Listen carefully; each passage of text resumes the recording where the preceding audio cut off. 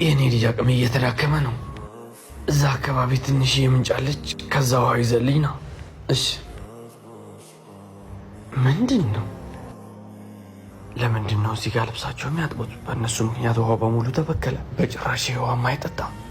አባዬ ይቅርብ። ሰዎች በሙሉ ልብሳቸውን እሱ ሊያጥበው ውሃውን ቆሻሻ አድርገውታል። ውሃም አይመስልም።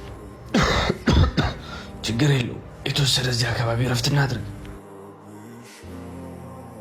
ሄድና ከቀደሙ ምንጭ ውሃውን ቀርተና። አባዬ እንኳን ውሃውን ለመጠጣት ለመታጠብም አይሆንም። እንዳለ እኮ ነው ያቆሸሹት። እንዳልኩ አድርግ። ጥሩ። እንዴ እንዴት ነው ውሃው እንደዚህ ሊነጻ ይቻላል? ይኸው አባቴ